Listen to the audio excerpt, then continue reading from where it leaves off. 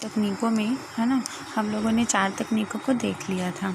ठीक है, अब इसके बाद हम लोग आगे पढ़ेंगे कि पांचवा क्या तकनीक है ना, जिसका यूज़ इस पाठ में किया गया है ना। तो वो वर्ड है होमोजाइगस,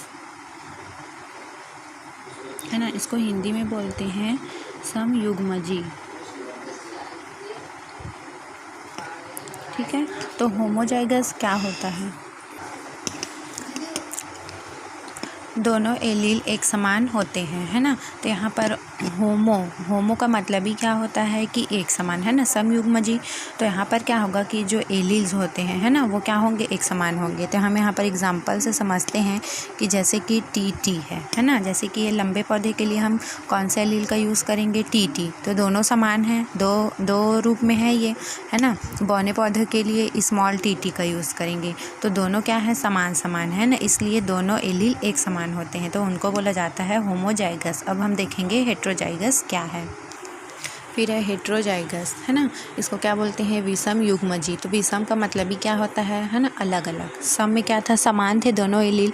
अब विषम में क्या होगा कि जो दो एलील होंगे, है ना, कोई भी लक्षण के लिए, है ना, जो दो रूप में एलील प्रदर्शित करते हैं, तो वो इसमें क्या होगा, हेट्रोजाइगस में भिन्न भिन्न होगा, है ना। होमोजाइगस में समान होता है और हेट्रोजाइगस में भिन्न भिन्न होगा। दोनों एलील भिन्न भिन्न होते हैं। जैसे कि हम लोगों ने होमोजाइगस के लिए क्या किया था, टी किया था, है ना। बौने पौधे के लिए स्मॉल टी का यूज़ किया था। तो हेट्रोजाइगस में क्या हो जाएगा कि एक कैपिटल टी रहेगा और एक क्या रहेगा, स्मॉल टी रहेगा। मतलब इसका एक और इसका एक, है ना, दोनों। तो वो क्या हो गया, अलग अलग एलील आ गए, है ना। तो इसी को बोलते हैं हेट्रोजाइगस। उसके बाद हम पढ़ेंगे कि प्रभावी और अप्रभावी किसे कहते हैं। प्रभावी, इसको इंग्लिश में बोलते हैं डोमिनेंट, है ना। तो जो एलील, ये क्या है, एलील है ना। तो अगर इन दोनों का क्रॉस कराते हैं, है ना, तो इन दोनों का जब क्रॉस होगा तो जो प्रथम पीढ़ी होगा, है ना, मतलब फर्स्ट जनरेशन में जो एलील सामने आएगा, है ना, मतलब वो अपना जो प्रभाव दिखाएगा, तो वही एलील क्या कहलाता है, प्रभावी कहलाता है ना। फॉर एग्जांपल के लिए जैसे कि हम लोग लंबे पौधे का क्रॉस किससे करवाएंगे, बौने पौधे से करवाएंगे, है ना। तो इससे क्या होगा कि इसका एक टी, है ना, और इसका एक टी, ये, है ना। और हमेशा लंबे पौधे क्या हैं, जब 7 लक्षण पढ़े थे तो उसमें जो लंबे पौधे थे वो हमेशा प्रभावी होते हैं, है ना।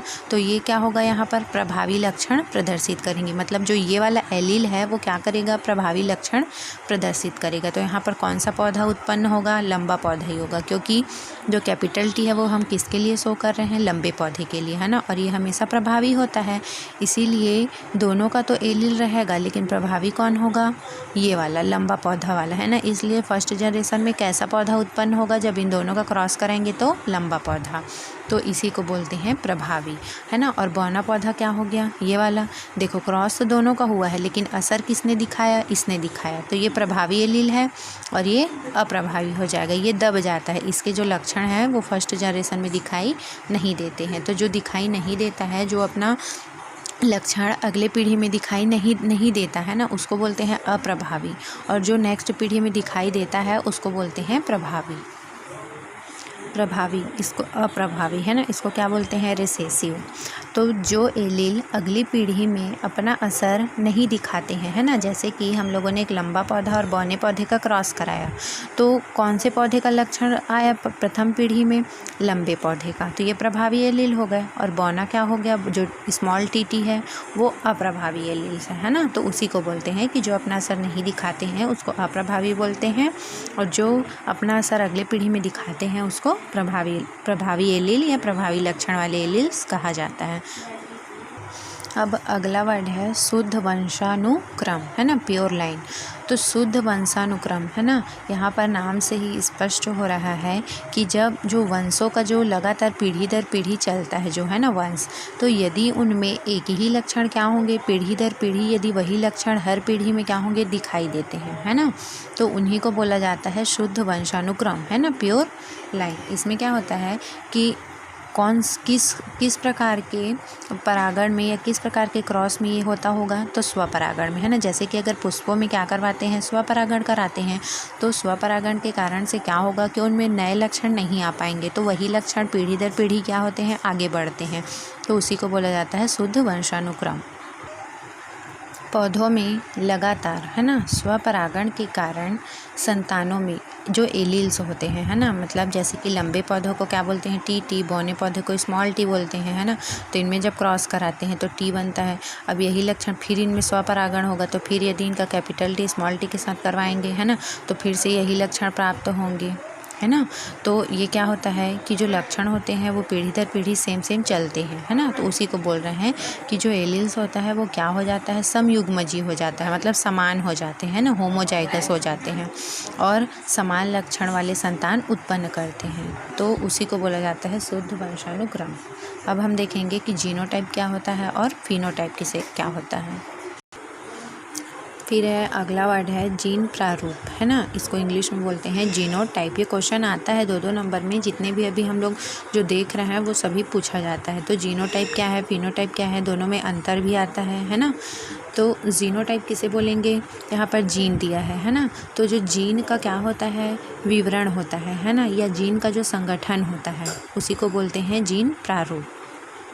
उसी प्रकार से फिनोटाइप किसे बोलेंगे, तो जो बाह्य आकार की होता है ना, जैसे कि अगर सफ़ेद फूल हो गया और लाल फूल हो गया, दोनों का जब क्रॉस करवाएंगे, है ना, तो जब क्रॉस करवाएंगे तो जैसे कि लाल फूल अगर संतान उत्पन्न हो रहा है तो बाहर से तो वो लाल दिखाई दे रहा है, तो बाहरी लक्षणों को क्या बोलेंगे, फिनोटाइप बोलेंगे, क्योंकि वो लाल कलर में दिखाई दे रहा है। लेकिन उसके जो जीन होगा वो क्या होता है, अलग होता है, तो उस लक्षण को बोला जाता है जीनोटाइप, है ना। तो जो जीन का जो लक्षण होता है उसको बोलते हैं जीन प्रारूप, और जो बाहरी रूप से लक्षण जो दिखाई देता है उसको बोलते हैं लक्षण प्रारूप या फिनोटाइप। तो दोनों में अंतर आपको समझना होगा। जीन के विवरण या संगठन को जीन प्रारूप कहते हैं और फिनोटाइप किसे बोलते हैं, बाह्य आकारिकी को फिनोटाइप कहते हैं ना। हम लोग इसके एक उदाहरण से समझते हैं, जैसे कि अगर हम लंबे पौधे का, है ना, और बौने पौधे का क्रॉस करवाते हैं, है ना, ये क्या है, लॉन्ग है ना, और ये क्या है, शॉर्ट वाला है, बौना पौधा है। तो जब हम लोग इसका क्या करवाएंगे, क्रॉस करवाएंगे, तो इसके 2 जीन हैं, है ना, एक कैपिटल टी 2 जीन हैं, इसके क्या है, स्मॉल टी और स्मॉल टी, है ना, ये भी 2 जीन है, ठीक है। और जब इसका हम क्रॉस कराएंगे तो क्या होगा, ये कैपिटल टी, है ना, इसका क्रॉस हम जब इससे करवाएंगे तो ये मिलेगा, है ना, कैपिटल टी और स्मॉल टी, ठीक है।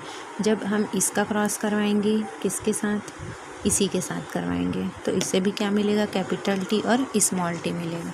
फिर जब इसका और इसका दोनों का क्रॉस करवाते हैं तो इस प्रकार से बनता है, ये कैपिटल टी और स्मॉल टी, है ना, फिर ये कैपिटल टी और ये स्मॉल टी।